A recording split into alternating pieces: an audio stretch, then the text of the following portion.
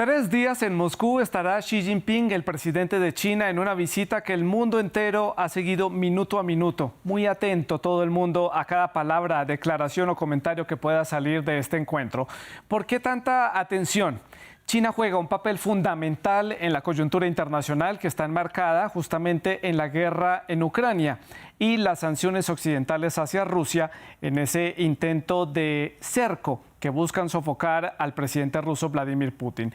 Es ahí donde China empieza a jugar un rol clave por ser un aliado o tal vez un rival estratégico en esta ecuación. Miremos algunos de los datos. Esta visita de 3 días al Kremlin tiene varios puntos clave. El primero, hablar de la guerra que Rusia está librando en el este de Ucrania. También busca que China y Rusia fortalezcan su posición conjunta frente a las potencias occidentales, es decir, Estados Unidos y la Unión Europea.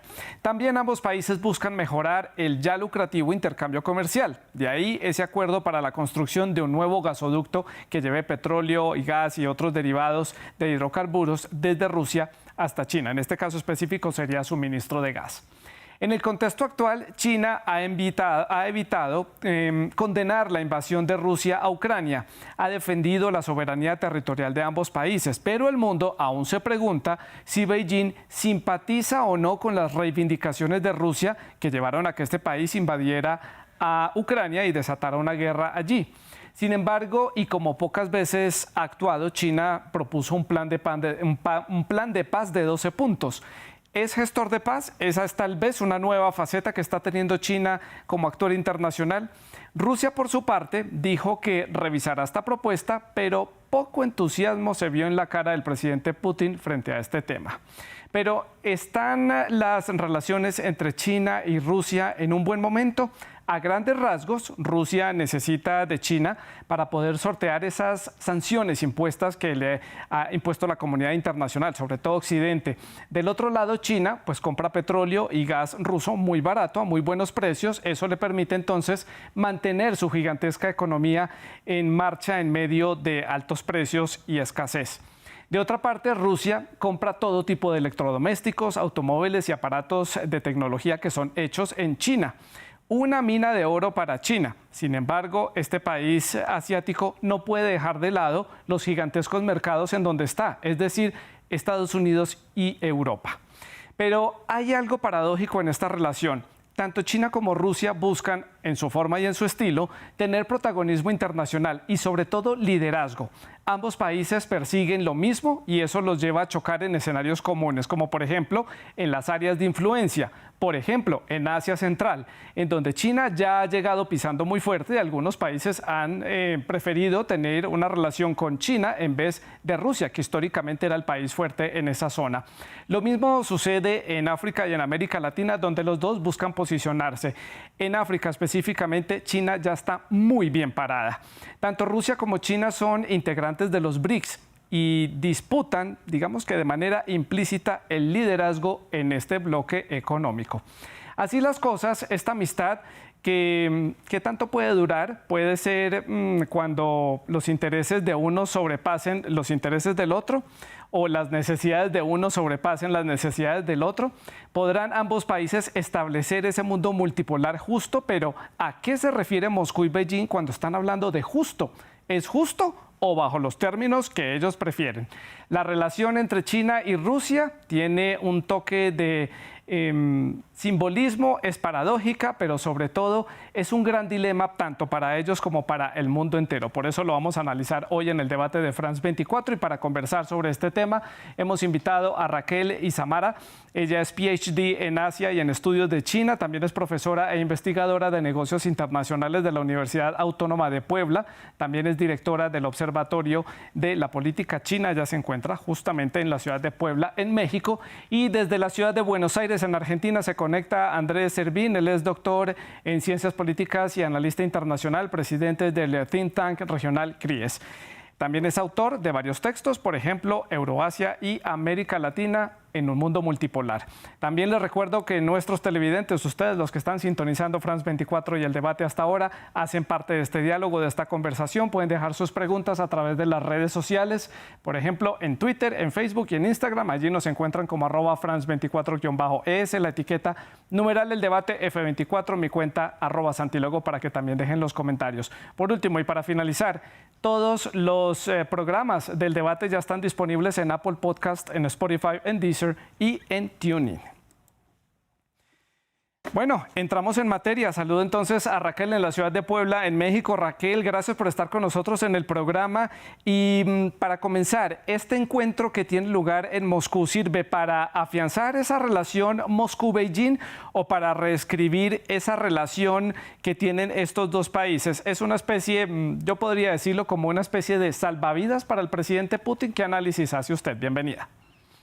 Muchas gracias, Santiago. Bueno, en este caso creo que es una visita que llega en un timing muy interesante, justo después de que Xi Jinping asume este tercer mandato. Creo que es un mensaje muy importante a la comunidad internacional el hecho de que él viaje a Moscú y comience a generar este tipo de dinámicas. De alguna forma, bueno, la relación siempre ha sido sumamente importante y en esta importancia que tiene, un aspecto importante a analizar en todo lo que mencionabas en esta introducción es de que hoy en día es una relación más pragmática que en este caso con otro tipo de tintes un tanto más diplomáticos por todo el contexto que conlleva la guerra en Ucrania y sobre todo por estos elementos económicos que hoy en día para China se vuelven sumamente importantes para poder sostener este modelo de desarrollo económico que pues obviamente con los resultados del año 2022 hoy en 2023 es importante reactivar cualquier tipo de paso, cualquier tipo de industria donde China necesita seguir creciendo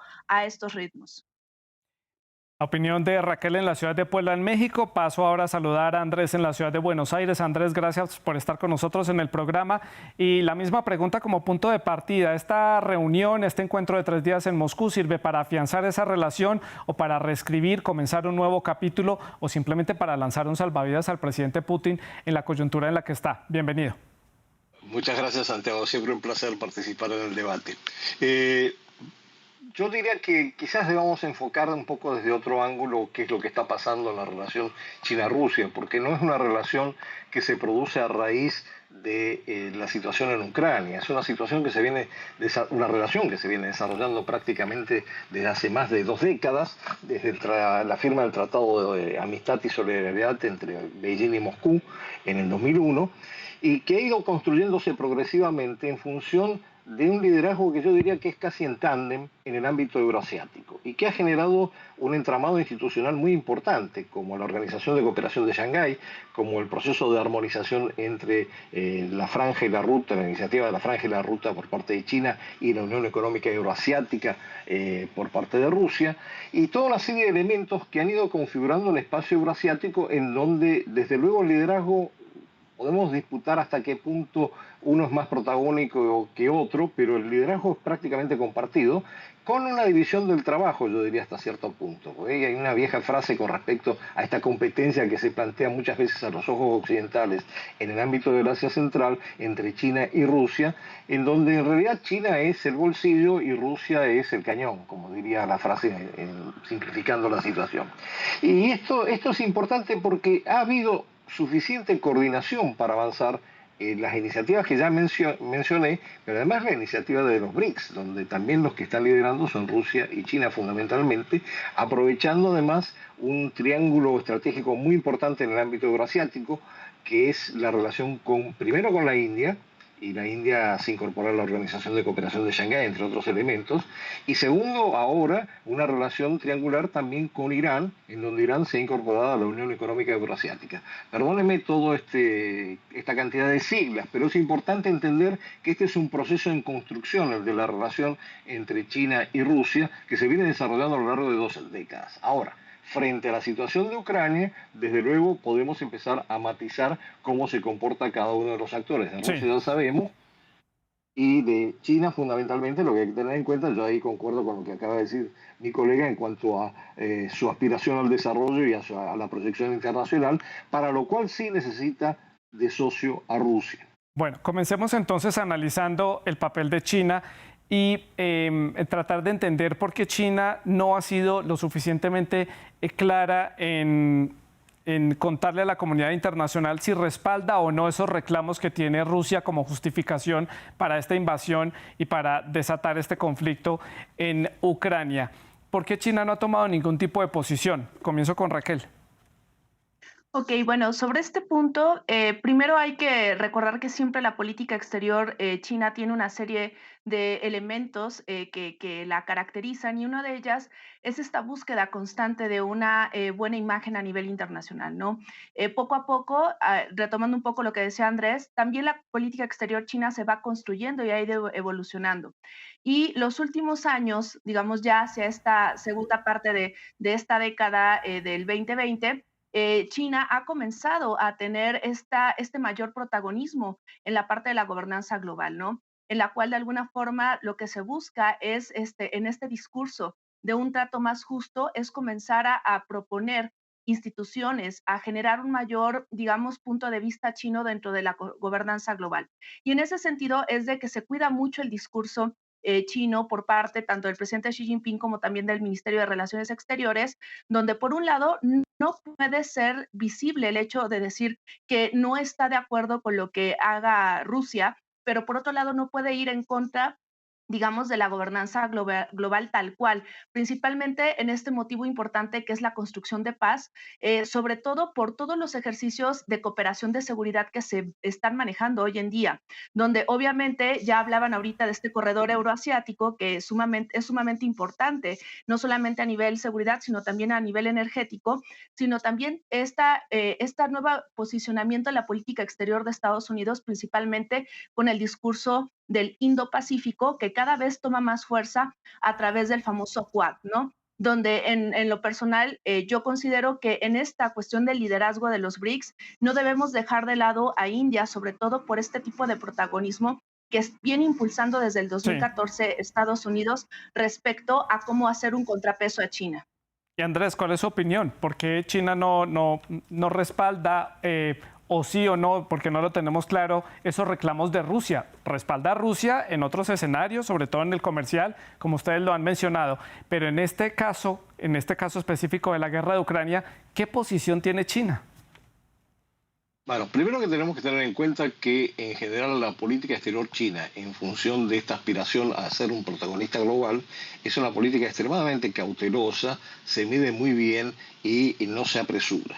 Y en ese sentido, por un lado está todo lo que yo señalaba de la construcción de la relación entre los dos países, que necesariamente los acerca cada vez más y en este contexto puede haber matices en cuanto a cómo se asume una posición de apoyo o no apoyo a Rusia, pero no nos olvidemos que no es solamente China, hay una cantidad de otros países que también han asumido una posición, particularmente en lo que respecta a las sanciones con respecto a Rusia, que algunos pueden llamar de no alineamiento, en el caso de la India, por ejemplo, o de neutralidad en otros casos. Entonces, yo creo que China se maneja con mucha cautela, pero a la vez este viaje muestra, y es un símbolo muy importante, de la importancia que China le presta al vínculo con Rusia, y por eso después de 4 años tenemos esta visita de 3 días de muy alto nivel en un contexto de mucha tensión y mucho conflicto internacional en general. Y quiero llamar la atención que es curioso que también se están produciendo otras cosas paralelamente que no son tan llamativas, pareciera para la prensa, pero que también configuran parte de esta dinámica nueva que se está generando en el tablero internacional. El premier Kishida de Japón visitó la India el día de ayer y hoy estaba en Kiev. Entonces, hay un juego de tensión entre lo que son los socios occidentales, los que son los socios euroasiáticos, para llamarlo de alguna manera, o no occidentales, y un grupo de actores intermedios, como es el caso de la India, que decide, bueno, sí, tenemos relaciones con Rusia, pero también tenemos relaciones con Occidente, estamos en el Quad, pero a la vez somos un socio comercial muy Sí. importante con Rusia y estamos comprando su petróleo a un precio reducido para revendérselo a Europa. Andrés, en este sentido, la visita a Moscú del presidente de China, Xi Jinping, hace parte de esa carrera entre ambos bandos, de mostrar quién le da apoyo a quién y quién visita a quién. Hemos visto cuántos presidentes y primeros ministros han llegado a Kiev a darse la mano con el presidente de Ucrania, Volodymyr Zelensky. Esto mismo están tratando de mostrarlo en Moscú, pero son pocos los aliados que está teniendo Rusia que se animen a hacer este tipo de visitas oficiales a gran escala, con cubrimiento internacional. Aquí esta visita es puntualmente para mostrarle apoyo a Rusia o porque China tiene algún interés en desescalar el conflicto en Ucrania, por el impacto económico que esto está teniendo, que está repercutiendo justamente en la parte comercial china. Europa, que es el mercado principal, por la inflación y los altos costos que ha llevado la guerra, no puede comprar tantas cosas a China. ¿Usted cómo lo ve? Yo creo que China sí tiene un interés muy especial desde el punto de vista económico y eso es uno de sus pilares en términos de la estrategia de desarrollo que está promoviendo en cuanto a poder acceder a toda una serie de mercados. Pero a la vez China sí asume como socio importante a Rusia. No estamos hablando de alianzas, sino de socios. Y esto se manifiesta en otro tema que está totalmente desplazado por el tema de Ucrania en este encuentro, pero que me parece muchísimo más importante, y es la configuración de un espacio desdolarizado en el ámbito no occidental.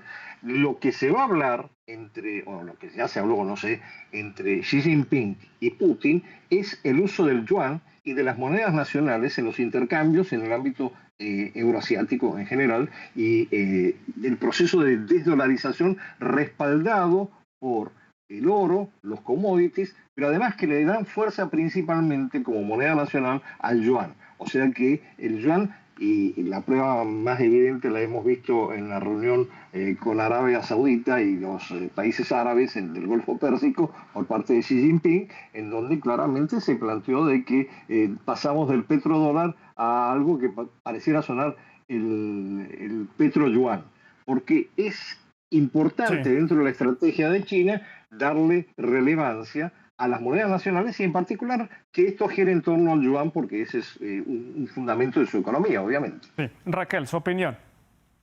Sí, en este punto yo lo veo desde dos perspectivas. Una, estoy totalmente de acuerdo en lo que menciona Andrés respecto a esta estrategia geoeconómica, donde ya no solamente hablamos de dinámicas de comercio internacional, sino también de posicionamiento a nivel financiero y más con todo este contexto, digamos, de lo que está pasando en la banca, en mercados financieros alrededor del mundo, principalmente en Estados Unidos y en Europa. Pero al mismo tiempo creo que otra lectura de otro tema que está, digamos, ligado a toda esta situación es este punto de la vinculación que pueda llegar a tener Rusia con China en la escalada de tensión en la relación entre Estados Unidos y China, principalmente por el tema del estrecho de Taiwán, donde de alguna manera todo lo que ha sido el inicio del 2023 ha sido prácticamente digamos, intercambio de discursos y declaraciones e incluso de demeritar lo que hace un lado y el otro respecto incluso a la mediación en el tema de Ucrania o incluso las intenciones que se pueda tener China hacia el resto de la región del Asia-Pacífico, ¿no? Entonces, por ello creo que son estos dos análisis, tanto el geoeconómico, pero también el geopolítico y sobre todo el hecho de cómo hoy en día, en pleno 2023, pareciera ser que la punta del iceberg hoy en día es esta cuestión de la cooperación en seguridad, pero también conlleva muchísimos otros aspectos en los cuales hoy en día, yo quitando un tanto el caso de Rusia, Estados Unidos y China comienzan a compartir ciertos espacios en los que ya son incómodos y que de alguna forma, en función de cómo se va desdibujando esto dentro del sistema internacional, se comienzan a hacer visibles una serie de estrategias y tácticas en las cuales pues obviamente esta visita con respecto a Rusia también afianza otros aspectos, no solamente el económico, sino también el tema militar y de seguridad. En ese orden de ideas, Raquel, uno entendería, y viendo la posición en la que está Rusia, un poco aislado de la comunidad internacional, sancionado por los países de Occidente, tal parece que China es ese salvavidas que le puede ayudar económicamente, militarmente, aunque siempre ha negado Beijing que le da algún tipo de apoyo a Rusia desde que comenzó la guerra, pero tal parece que en el escenario, digámoslo, en un campo de fútbol, la pelota está en este lado de China, está en las manos de Beijing para modificar esa relación con Rusia al modo y estilo que ellos la necesitan justamente como parte de esta construcción de un liderazgo internacional. Porque, ¿qué tiene para ofrecer Rusia más allá de petróleo y gas cuando está prácticamente aislado de la comunidad internacional? ¿China entiende esto? Sí, creo que en ese sentido ya lo hemos dicho a lo largo de las intervenciones. China es un estado que planea a largo plazo, ¿no? Y en esa planeación a largo plazo, la relación con respecto a Rusia también ha venido evolucionando y en ese mismo sentido creo que para China, si bien económicamente es ahí donde le conviene más a China generar este acuerdo de paz, considero que en un largo plazo lo que más le conviene a China es mantener esta vinculación de amistad con respecto a Rusia por la importancia que en próximos años pudiera llegar a tener este corredor euroasiático. Obviamente con la evolución del BRI, obviamente con la evolución de la Organización de Cooperación Shanghai y cómo de alguna forma se comienza a balancear esta idea del Occidente y el Oriente respecto a temáticas económicas, a temáticas políticas Sí, y que en este mismo sentido, en lo personal, considero que el tema, digamos, de mantener a una Rusia aliada es un costo que tiene que ser muy diplomática a China para claro. poder mantenerlo en ese sentido y por otro lado también mantener esta buena imagen al exterior con el resto de Occidente, quitando Estados Sí. Unidos y a la Unión Europea. Claro, porque no creo yo, Andrés, que a Beijing le convenga mantener una relación con Rusia, pero que Rusia sea un país vencido en este conflicto. Creo que le conviene más una Rusia perdedora y en cierta forma en crisis para necesitar aún más de los recursos y de lo que le pueda suministrar China para mantener además esta imagen de un país que es el único aliado que se le ve en el escenario internacional, que un país que se declare perdedor de este conflicto que ellos mismos impulsaron. O sea, aquí China, así quiera o no, está metida ya en el conflicto de Ucrania y aquí yo creo que entra en juego esa frase que decían tanto en Moscú como Beijing, que la amistad entre los dos países era una amistad sin límites. ¿Es una amistad sin límites? ¿China se puede dejar arrastrar por una Rusia vencida? Bueno, primero sí es una amistad sin límites y sólida, como lo han declarado, porque, insisto, se ha venido construyendo a lo largo Sí, pero de más allá dos de eso, décadas. pero en el ámbito de Ucrania, si Rusia pierde en la guerra. El problema no, yo quiero retroceder un poco porque hay algunas cosas que habría que precisar con más claridad. Primero, Rusia no es solamente recursos naturales y hidrocarburos. Rusia es un poderío nuclear y que está por encima de China. Rusia le ha vendido armas a China y hay una confusión en esto de la asistencia de las armas de China a Rusia. Históricamente ha sido a la inversa y Rusia ha proporcionado armas a China. Entonces, lo que hay que tener en cuenta es que los dos países han sido identificados en el mapa geopolítico desde la perspectiva de los documentos de seguridad de Estados Unidos como un enemigo principal y un enemigo secundario, pero los dos son enemigos. Entonces, en realidad puede ser que no los una el amor, pero los une el espanto frente a lo que significa ser una amenaza, ser considerado como una amenaza para Estados Unidos y lo que eso puede implicar en términos de la reacción de Estados Unidos. Entonces, la convergencia estratégica entre Rusia y China no se limita a lo que podemos discutir ahora en relación específica a Ucrania, y yo creo que el plan de paz es una buena iniciativa porque sucede a lo que han logrado en términos de la relación Irán-Arabia Saudí recientemente los chinos, ¿no? Pero yo creo que hay que ir más allá y ver cómo esto se proyecta en términos de un protagonismo internacional en donde se reconoce la aptitud de estos actores relevantes como parte del sistema internacional, no solamente para recibir las reglas de juego y las normas establecidas por Occidente, sino también para incidir en la creación de nuevas normas y de nuevos mecanismos de gobernanza global, incluyendo particularmente la arquitectura financiera. Raquel, ¿su opinión? Bueno, en ese sentido, comparto mucho esta parte, ¿no? De la importancia de la cooperación, en este caso, la capacidad militar que tienen ambos actores, ¿no? En este caso, en mi opinión, creo que en este proceder de los cambios que está teniendo en este caso la política internacional, creo que uno de los puntos más importantes es seguir manteniendo, digo, desde la perspectiva china, seguir manteniendo este vínculo sin ponerle a lo mejor una etiqueta tal cual a la vinculación con Rusia, sino que hasta hoy en día ha sido y seguirá siendo de alguna manera muy estratégico para China. Mientras de alguna forma también se reconfigura esta dinámica de lo que es el Occidente. Creo que hablar de dicotomías como una cuestión tipo Guerra Fría hoy en día no cubre esas características de lo que era el sistema internacional en ese momento, ¿no? Por lo tanto, creo que en este sentido estamos frente a nuevos escenarios con temáticas en las Sí. cuales China es protagonista y sobre todo creo que un aspecto sumamente importante es cómo Xi Jinping también se muestra al mundo hacia un tercer mandato como un jefe de Estado que ha podido ir avante a pesar de muchísimas situaciones y creo que ese es un punto importante hacia una nueva fase en el tema de la política exterior china. Bueno, ¿y qué hay, Raquel, de esa jugada de China a nivel internacional de ser mediador en, por ejemplo, en ese distanciamiento que había entre Arabia Saudita e Irán? ¿Usted cree que a futuro China se puede colgar esa medallita de ser el gestor, de haber aportado en una pacificación en el caso de Ucrania, ahora que está asumiendo este rol a nivel internacional ante la ausencia de un liderazgo a nivel mundial para buscar y unir posiciones encontradas? Creo que mediáticamente utiliza esta dinámica o este logro que tuvo.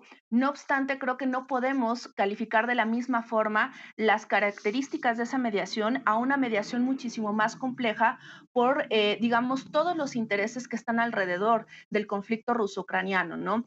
En este caso, los propios chinos que están dentro de ese conflicto ruso-ucraniano, más todo lo demás de otros actores que de alguna forma tienen alcance a nivel global, ¿no? No solamente en la parte económica, no solamente en la parte financiera, sino también en esta cuestión del mantenimiento de paz desde una lógica de alta política. Estamos hablando de actores que dialogan en otro nivel que no es el mismo en el que se dialoga a nivel regional, a lo mejor a nivel Medio Oriente o a lo mejor en cuestiones económicas. Entonces, en este sentido, sí, mediáticamente es esa medalla que se cuelga como para poder legitimar este tipo de acciones o estos 12 puntos. No obstante, creo que el alcance de quiénes son los que a quienes se está mediando y obviamente el impacto que pueda tener esto no es el mismo al de una mediación a nivel regional.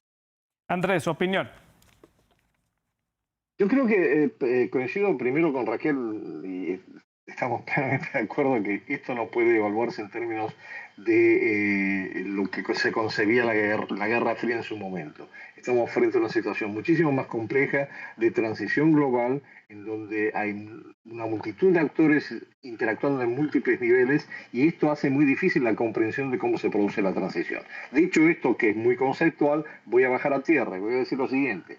Si después de la reunión o durante la reunión de Xi Jinping con Putin, Xi Jinping concreta la promesa que anunció previamente de hablar con Zelensky, vamos a ver que efectivamente está tratando de desempeñar un rol en tratar de establecer algunas condiciones, por lo menos para un armisticio y eventualmente para una negociación entre las dos partes. Putin señaló que él estaba abierto a eso justamente en una columna escrita en uno de los medios oficiales chinos, porque Xi Jinping también escribió en uno de los medios oficiales rusos, y aparentemente esto tiene que ver además con una intencionalidad muy clara por parte de China. China está muy interesada en preservar el mercado europeo, quiere mantener el vínculo con Europa. Desde luego, un movimiento en el sentido de facilitar un diálogo y un avance en las negociaciones entre Ucrania y Rusia ayuda desde luego a consolidar la relación eventualmente con Europa. Y no nos olvidemos que Ucrania también es un socio comercial importante de China. Entonces, todos estos elementos tomados en su conjunto y sumados al hecho de que China quiere tener un protagonismo internacional y lo ha demostrado, iniciándose por el hecho de proponer un plan de paz, así sea que desde Occidente se lo haya criticado muchísimo, y desde luego va a seguir en esta línea tratando de una manera, insisto, con mucha prudencia, con mucha cautela, paulatinamente de ir impulsando sus objetivos en política exterior. Y para impulsar esos objetivos de política exterior, desde luego Rusia es un socio necesario, Sí. probablemente Europa también, pero Estados Unidos no necesariamente es el socio que está mirando con ojos de cierto afecto, ni Rusia ni China, Claro. evidentemente. Sí, tal parece que para Beijing conviene más mantener las buenas relaciones con la Unión Europea, con países como Alemania, que es importantísimo en la economía china, más que con Estados Unidos, o por lo menos trata de mantener ahí la relación de buena forma con la Unión Europea. Ellos, ambos presidentes han hablado que están buscando un mundo multipolar, un mundo mucho más justo. Pero ¿qué es justo para Rusia? ¿Qué es justo para China? ¿En esto coinciden o cada uno tiene una visión diferente? ¿O esto es justo a la medida de ellos? Porque todavía no hemos podido entender cuál es ese nuevo orden mundial que estaba tratando de provocar el presidente Putin con este conflicto en Ucrania, desatando la invasión y la guerra en Ucrania. ¿Ustedes lo entienden? ¿Lo pueden analizar? Raquel, comienzo por usted. Sí, creo que a nivel discursivo, el punto de encuentro en esta idea de lo justo, es decir, una gobernanza global donde se incluya la perspectiva no occidental, que es como la gran crítica de que pues prácticamente las organizaciones internacionales se dan en un contexto de Segunda Guerra Mundial, donde pues obviamente la dinámica o el papel que hoy en día tienen China y Rusia no necesariamente era el que hoy en día está tal cual, ¿no? Entonces, en ese sentido, creo que es el punto de encuentro en el discurso de ambos presidentes, ¿no? Y que Xi Jinping ha sido muy enfático durante los últimos años con respecto a estas tesis del siglo pasado con el liderazgo del tercer mundo, ¿no? En el cual se tome en cuenta a esta parte del mundo en la construcción de gobernanza global, ¿no? Sin embargo, creo que de ahí se deriva a ya los intereses de manera particular que puedan tener Rusia y China y sobre todo cómo estos dos jefes de Estado, que son muy particulares, que pareciera ser a lo mejor muy opuestos en determinación, en cómo se muestran a nivel internacional, de alguna forma han venido a reestructurar una idea de nacionalismo y de reivindicación histórica de ambos países dentro de la construcción de la política internacional actualmente. Entonces, creo que ahí ese punto de encuentro, si lo lleváramos a un nivel muchísimo más abajo, no necesariamente quiere decir que sigan en la misma sintonía, sino Sí, que es ahí donde parten estos intereses a nivel nacional y que de sí. alguna forma, mientras funcione esta sintonía, lo demás se irá resolviendo en el camino. Andrés, ¿y cuál es su opinión en torno a este entendimiento de un mundo multipolar y un mundo justo cuando pues, estos dos países son señalados por violaciones a los derechos humanos, hay violaciones dentro de lo que considera el sistema internacional, hay persecución a la oposición, hay persecución a las minorías, hay muchas críticas en torno a estos dos modelos que ellos intentan mostrar, intentan vender al mundo? Pero tiene sus problemas. No estoy diciendo que Occidente sea perfecto y que el modelo democrático impuesto en este lado del mundo sea maravilloso, pero lo que ellos ofrecen tampoco se vende tan fácil. A ver, yo lo que diría es que en realidad ni China ni Rusia tratan de imponer un modelo propio al resto de los países. Esto es un dato muy importante si consideramos la historia del colonialismo, para Sí, pero empezar, ¿no? justamente la invasión en Rusia es porque querían hacer un quiebre político e imponer un gobierno afín a Moscú, cercano a Moscú, en Pero los términos de Moscú. se remonta a toda una historia que tiene que ver con la expansión de la OTAN y con lo que se inició en el 2014 con el Euromaidán. Entonces, yo lo que quiero señalar con esto es una cosa importante por parte de estos países y otros países del sur global. Hay muchos agravios pendientes con respecto a Occidente. Cada uno de los países lo procesa de acuerdo a su modelo civilizatorio, sus valores, etcétera. Desde luego no es lo mismo Rusia que China, pero hay una especie de rechazo a que Occidente siga imponiendo las reglas de juego. Y hay una aspiración a que las economías emergentes que se han desplegado en los últimos 20, 30 años, algunas de ellas como China, que de peso muy significativo al punto de estar compitiendo con Estados Unidos, puedan tener algún tipo de participación en la definición de las reglas de juego. Esas reglas de juego no necesariamente son buenas, malas, son las reglas de juego que aspira cada uno en función de sus propios objetivos estratégicos como país.